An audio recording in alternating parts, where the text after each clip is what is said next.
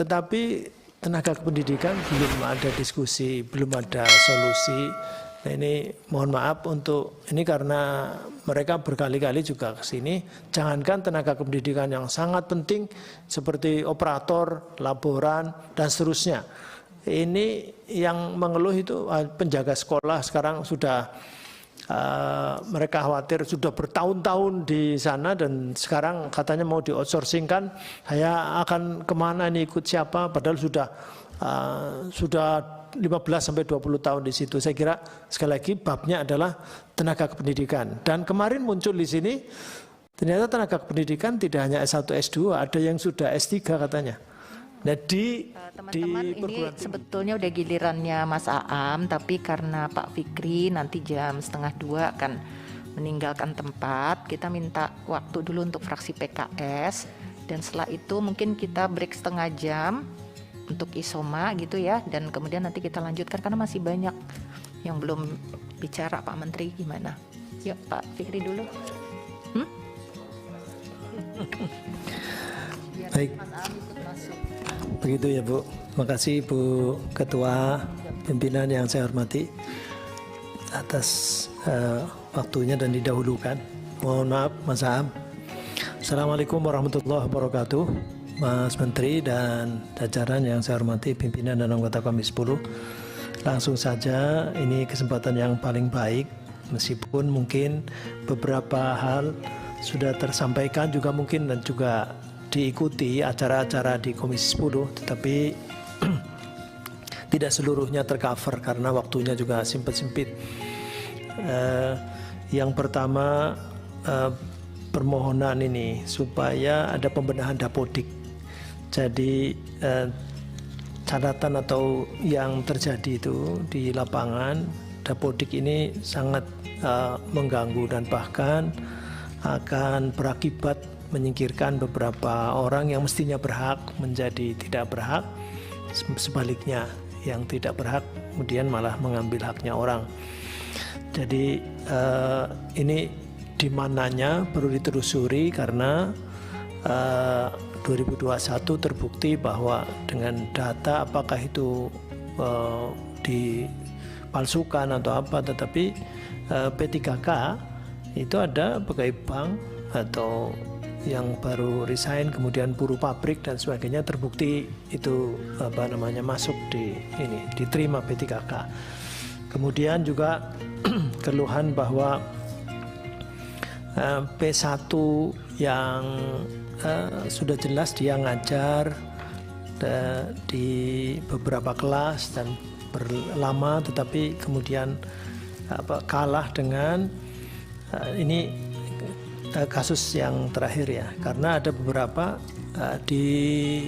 ditengarai bahwa ada kepala sekolah yang memberikan mengajari mereka, kemudian dibuatkan SK dan seterusnya itu yang ini karena menurut Kemendikbudristek bahwa 1 hari saja mengajar itu dia punya hak untuk menjadi guru, begitu kira-kira.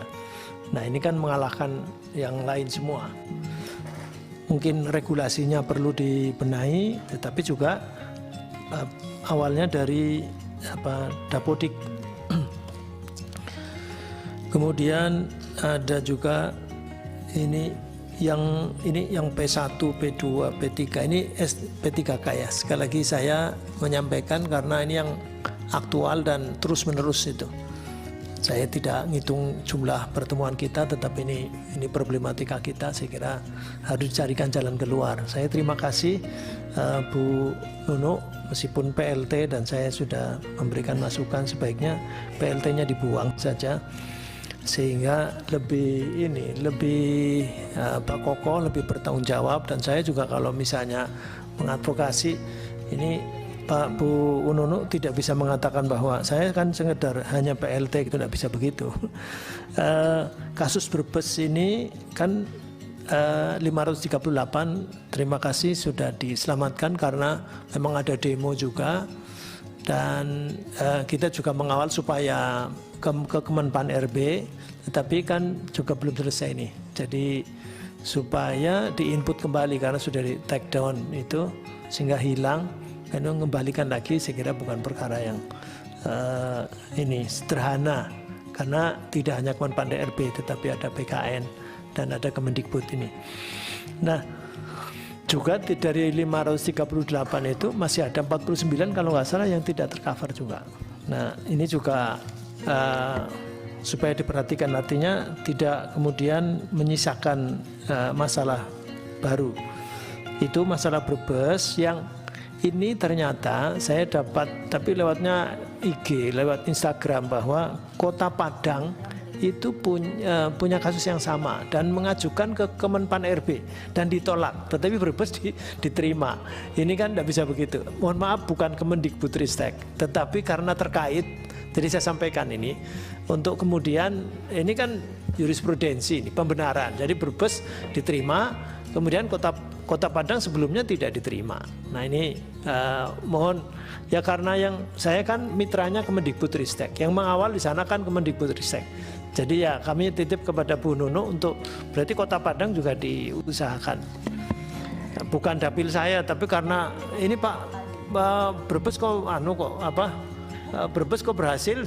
Nah kami sebelumnya padahal kasusnya hampir sama gitu. Kemudian yang lain, ada beberapa regulasi yang harus dilakukan sekarang. Misalnya kepala sekolah itu sekarang menurut Kemendikbudristek sekarang adalah syaratnya guru penggerak. Nah kemudian guru penggerak itu usianya 50 tahun. Nah kan ada yang sebelumnya itu ada daerah-daerah yang belum memenuhi persyaratan karena belum pelatihan dan seterusnya. Ada masa transisi mestinya. Nah, masa transisi ke kepala sekolah ini sudah. Saya paling contoh kasus di dapil saya. Itu kepala sekolah sudah, tapi pengawas sekolah belum. Dengan alasan memang belum prioritas, karena kepala sekolah kalau tanpa kepala sekolah tidak jalan, tapi kalau tanpa pengawas kan tetap jalan. Tetapi kalau kemudian ini sudah lama, sekian lama, tapi tanpa pengawas sekolah ini juga berbahaya.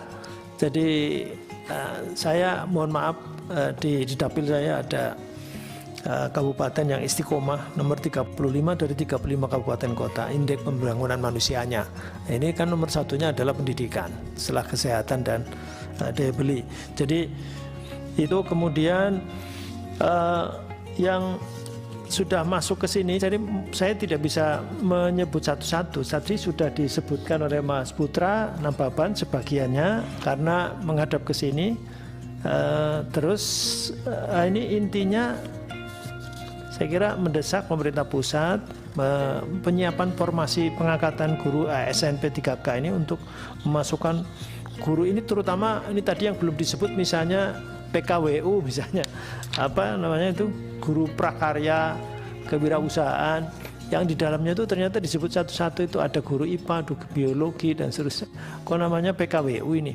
Guru bahasa Inggris tingkat SD tadi sudah disebut sama Pak Mas Putra, guru pendidikan jasmani, guru pendidikan Pancasila kewarganegaraan, guru pendidikan agama Islam, guru disabilitas dan tenaga kependidikan sesuai dengan kebutuhan daerah.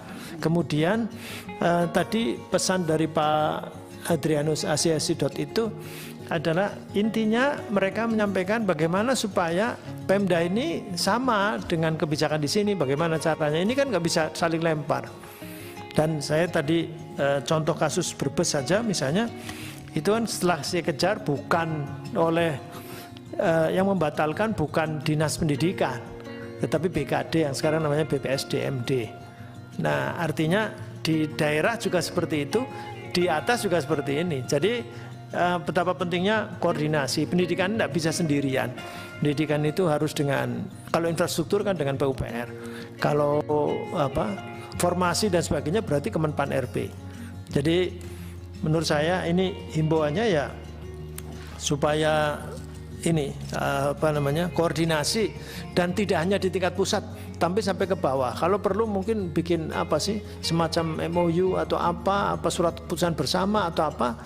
Ya kalau titiknya di sini, linknya lewat Kemendagri, karena pendidikan itu adalah urusan wajib yang sudah didistribusikan disentralisasikan secara konkuren, kabupaten kota, SMP, SMA, SMP sampai ke bawah, dan SMA, SMK dan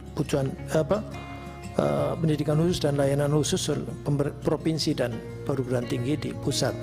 Nah, terakhir diskusinya ini mohon maaf hanya satu sektor karena yang muncul di sini guru, tetapi tenaga kependidikan belum ada diskusi, belum ada solusi. Nah, ini mohon maaf untuk ini karena mereka berkali-kali juga ke sini. Jangankan tenaga kependidikan yang sangat penting seperti operator, laboran dan seterusnya.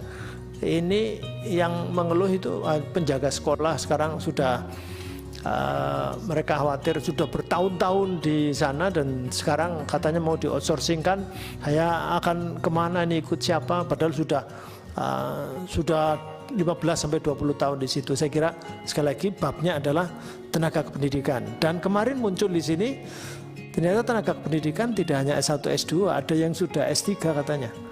Nah, di perguruan tinggi, dan itu juga tidak pernah dibahas. Jadi mohon supaya ini ada perhatian status kesejahteraan dan jaminan sosial. Terima kasih.